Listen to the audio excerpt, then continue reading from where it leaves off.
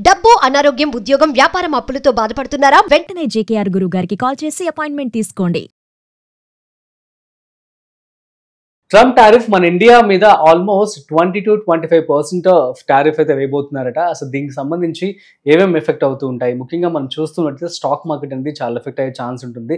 So దీనికి సంబంధించి ఈ స్పెక్యులేషన్స్ అనేవి ఏవేవి ఎలా ఉన్నాయి ఇవంతా కూడా మనతో చెప్పడానికి ఇవాళ మనతో Hyderabad angels director at the same time business analyst Ratnakar Samavedam గారు ఉన్నారు. సో వారి మాటల్లో అడిగి తెలుసుకుందాం. హాయ్, హలో, నమస్తే, welcome to business buzz with Rajeev Pasupuleti on Suman TV. Hi sir, నమస్తే సార్. ఫైనల్ గా ట్రంప్ టారిఫ్ అనేది స్పెక్యులేషన్ అనేది ఏదో పాజిటివ్ గా వస్తుంది. సో ఇది రూమరా లేకపోతే రియాలిటీనా? So if so stock market పరిస్థితి ఎలా ఉంటుంది? ఇప్పుడు ఇవాళ మార్నింగ్ తెలిసిన న్యూస్ అండి. ఇదేంటంటే ఇన్ఆర్గానిక్ గా జనాల మధ్యలో పంపిస్తారు, ఒకేసారి షాక్ గురవకుండా. ఇది is a way of managing affairs in the stock market, ఎందుకంటే ఇది లార్జర్ మార్కెట్ ఇష్యూ కాబట్టి న్యూస్ కెన్ ఇంపాక్ట్. సో వాళ్ళు ఏమన్నారంటే ఒక 25-30% తారిఫ్ ఇండియా మీద వేయొచ్చు, ఒక ఇండికేషన్ ఇచ్చారు వాళ్ళు. These are all indications. Okay. So ఈ ఇండికేషన్ 99% రైట్. అటు ఇటు 5% తేడా ఉంటుంది, కానీ it is 99% right. So tariff కనుక ఇండియా మీద పడితే ముఖ్యంగా export driven organisations, pharma companies are the largely affected organisations. Technical గా అడగాలంటే pharma is the biggest exporter from India. తర్వాత మన బిర్యానీ అంటే food, agri is the second largest exporter. Third, we are doing lot of electronic components, lot of artisans, lot of food items. Even Priya Pickle is a good seller in market now. Mother Recipe అనే ఏదో ఉంది, అది కూడా is large. వీళ్ళందరూ కూడా effect పడుతుంది, వాళ్ళ sales అన్ని డౌన్ అవుతాయి. when the prices goes up, general tendency of the people is why have to buy another 5 rupees more for the same product. ఆ సైకలాజికల్ ఫియర్ ఇది దాటానికి ఒక ఏడాది పడుతుంది. But that 1 year there will be reduction in top line for this all this organization. Okay. When there is a reduction in top line, automatically stock market will go for a toss. That is very very clear. There is no other option. So Trump tariff effect అయితే ఉంటుందండి, లేదు అనే point లేదు.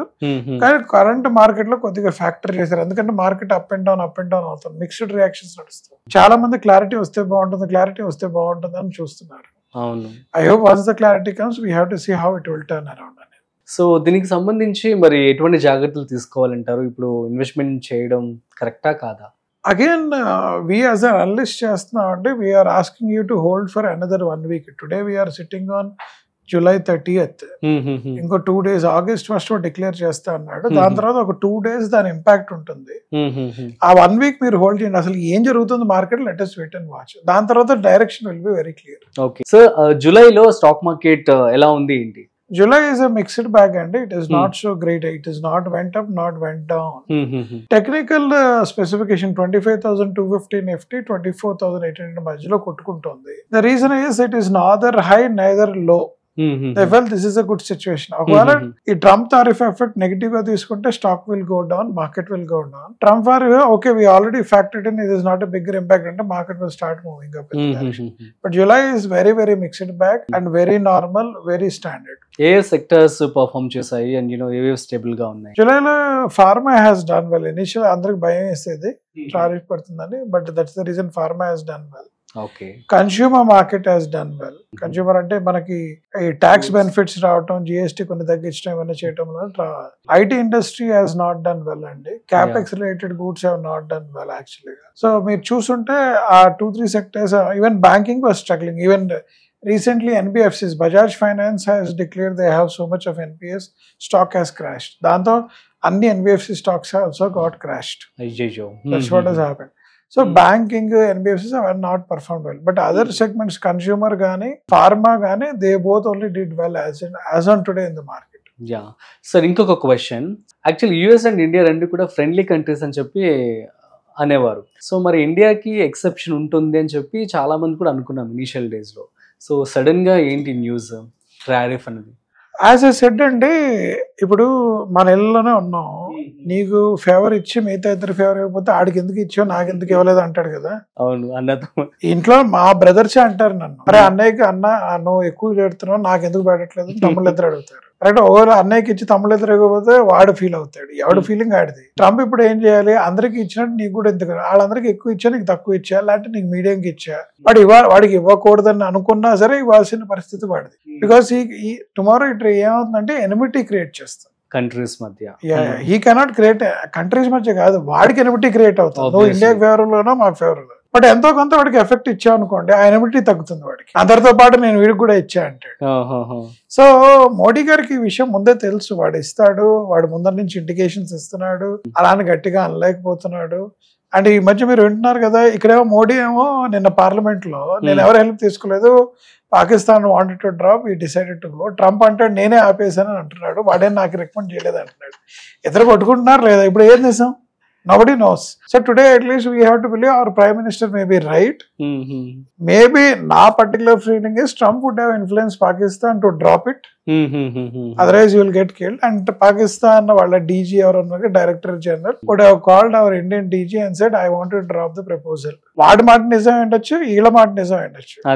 Situation ఒకటి, Trump Pakistan ఆపడం వల్ల India automatic ఆగిపోయింది. మీరు ఎప్పుడైనా చూడండి, Indian government, Indian philosophy is వేరే వాడు వచ్చి బాంబు వేస్తే మన వాడు బాంబు వేస్తాడు, వాడు బాంబు వేయటం ఆపేస్తే మనం కూడా బాంబు వేయటం ఆపేస్తాం. It is very natural tendency. వాడు ఆపేసినా నేను వేయటం అనేది జరగదు ఇండియాలో.